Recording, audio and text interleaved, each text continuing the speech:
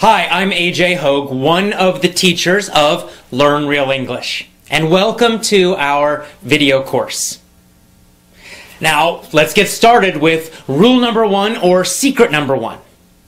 And rule number one is to always learn English phrases. And to never study just individual words. So, in this course, we're going to teach you a totally new way to learn English, a totally new way to study English so that you can speak English quickly, easily, automatically, powerfully, confidently. So, what's the old way of learning English? You know it because you learned it in school, you've been using it for years and years and years.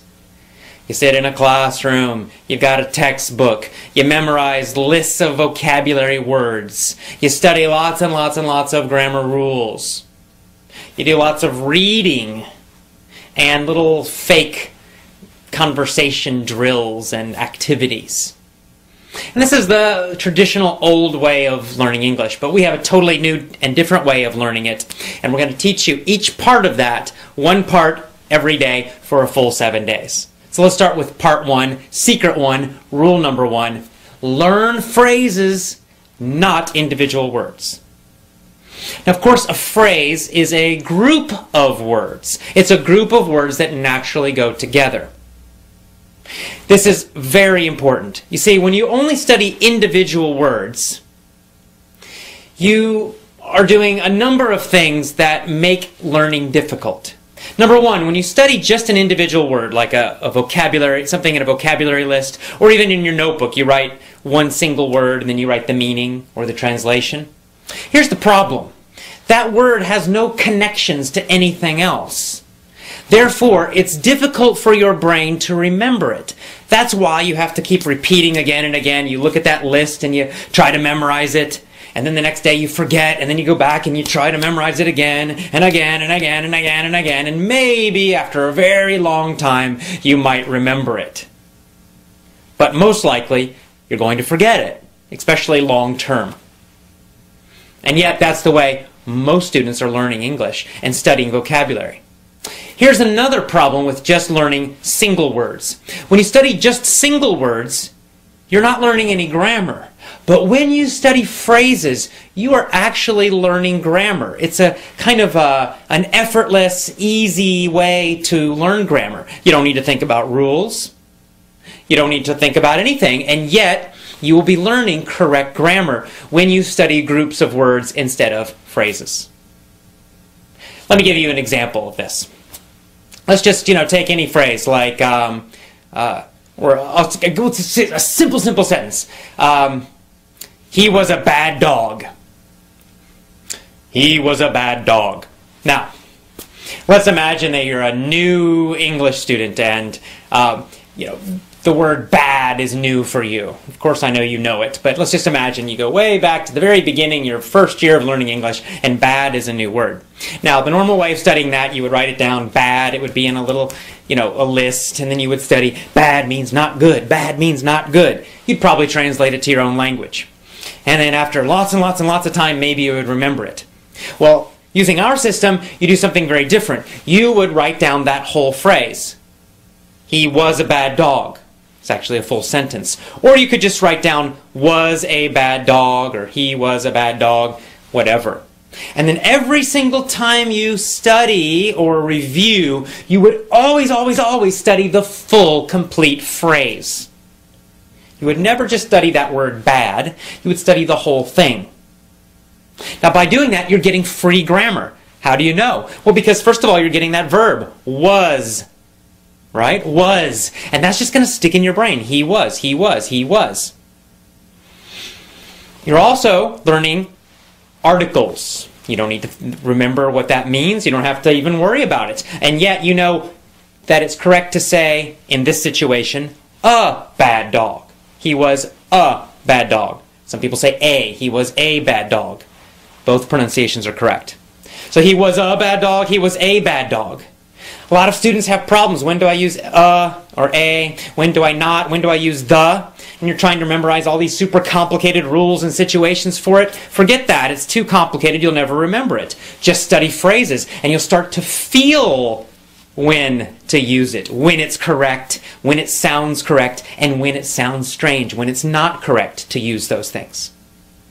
And of course, this is true for all grammar, all phrases, all vocabulary. By studying a full phrase, or even a full sentence, always, always, always, you're going to get lots of grammar. You're going to learn which vocabulary words go together naturally, and you're going to know when to use them in which situations. Because sometimes, for example, there might be a situation where there are many words that mean the same thing, and yet we typically use one of them. Like, we might say, he was a bad dog. That's a common phrase. A bad dog, bad dog. We use that word bad to describe a dog who's naughty, who's not good. But we don't usually say horrendous. Now, horrendous means super, super bad, really terrible. And yet, we don't usually say he was a horrendous dog. It sounds strange. Even though the meaning is basically correct, yet in normal, real English, not textbooks, but real English, we just don't use that word to describe dogs. Not usually. I don't know why. There's no real rule about it. It's just that's what we usually do. And every language has these kinds of word combinations that are more common, and other word combinations which just aren't used typically. How do you learn that? Well, you can't learn it from any rules, because there are no rules about that. You have to learn it by studying phrases always. Always, always, always study phrases, review phrases. Whenever you learn a new word, don't just write down that individual word. Write down the full phrase, or even better, the full sentence that it's in. Always include the words that are around it. This is going to help you improve your English speaking ability much, much, much faster. Even better, when you write down the phrase, also write down where the phrase came from to remind yourself of the whole situation. So you might, let's say you find a new word in a newspaper article. Well, first of all, let's say the word horrendous. You're reading a newspaper article, or you're listening to the radio, you hear that word horrendous. That's new, what is that? And you write it down. But you're not going to write down just that single word, you're going to write down the whole phrase that it was in. And then you're also going to make a note. You're going to put down, this came from a newspaper article about the economy. And this is going to trigger you. It's going to remind you, give you a memory cue, a memory reminder of the full situation.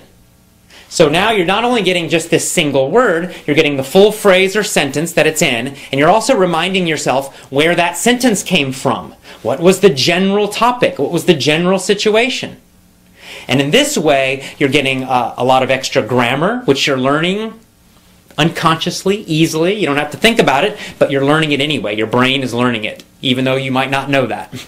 And you're also learning when certain phrases and certain words are used and when they're not used. You're learning which situations it's used or they are used in, and you'll of course know that in other situations you don't use it.